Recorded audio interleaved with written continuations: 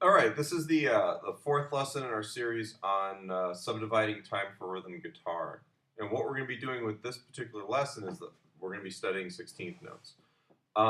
We've been doing everything in 4/4 time, which basically means that we've got 4 counts in each measure, and the quarter note is what gets 1 count. A 16th note is a quarter of a beat. And we call, like when we count it, we count 1E and 2E and 3E and 4E. And eighth notes were 1 and 2, and 16th notes are twice as fast. 1E and 2E and 3E and 4E. And now I'm going to set my metronome to 60 here. Let me find my metronome. And what we're going to do first off is we're going to actually subdivide the time without actually playing a rhythm. So you're going to mute all the strings, and we're just going to practice getting your right hand playing down and up consistently in time with the metronome. So we count 1E and 2E and 3E and 4E and 1E.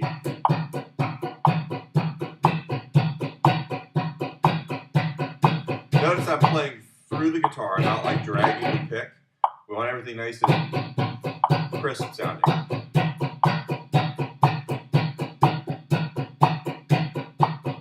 Yeah, try to not overemphasize the down or the up strum. Don't swing it. Make this as robotic as you can make it. Make it as consistent and as even. Later on, you can turn this into music. You can add inflections. But for what we're doing right now, it's all about making sure we can play in time with the metronome consistently. If we were strumming, you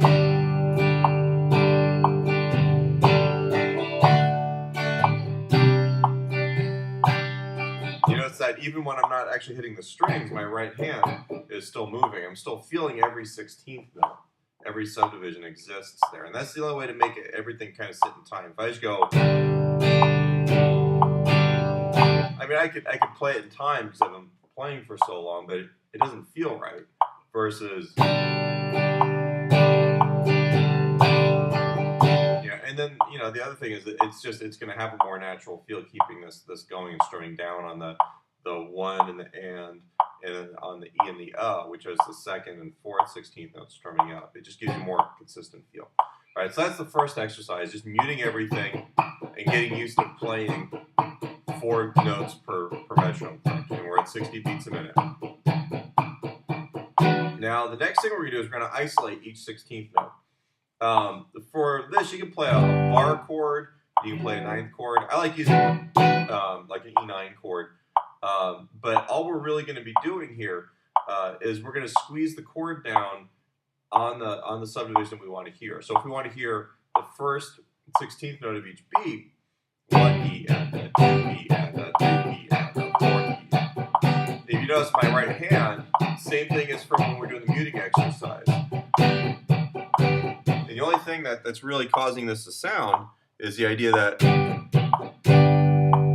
I'm actually squeezing the chord down. Otherwise, I just release the pressure enough so we get our mute again. Right. So the first one is just on the downbeat. 1E and a 2E and a 3E and a 4E and a 1E and a 2E and a 3E. The second one, we're going to do the E, which is the second 16th note of each beat. Right.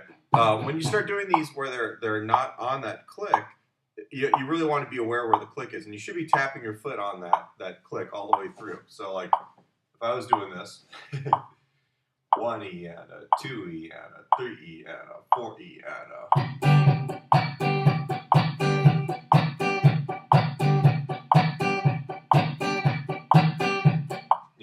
you're always feeling that time. Right? You want to have your own physical measurement of where the pulse is at, which is that quarter note. So that what you're playing, with the subdivisions actually makes a little bit more sense to the listener, right? So we've got the first division, which is the downbeat, which is the 1, or the 2, or the 3, or the 4. We've got E, which is the second 16th note.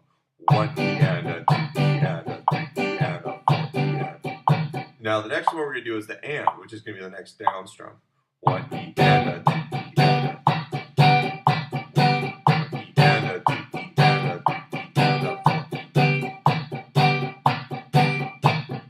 it's actually opposite or directly in between the metronome clicks. And then the last one is just the last 16th note, the last up strum. 1 E and 2 E and 3 E and.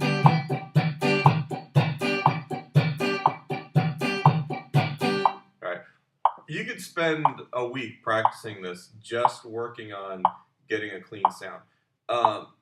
Once you're able to do that, you have a lot more control over what you're strumming. So when you start playing more complicated rhythms,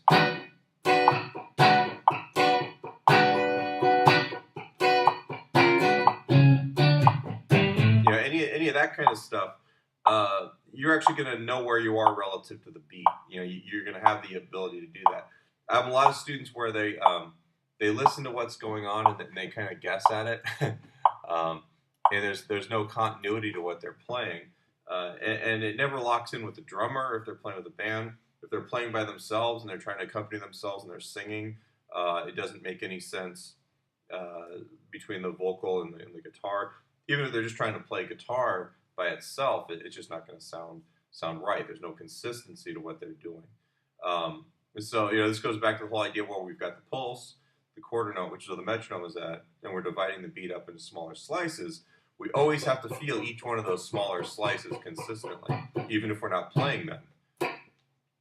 Otherwise, nothing's gonna be in time. The next lesson in this series is probably going to be with a rhythm section, and I'm going to show you how to actually make your parts work, or how to find your parts out of a drum groove or out of a drum and bass kind of thing.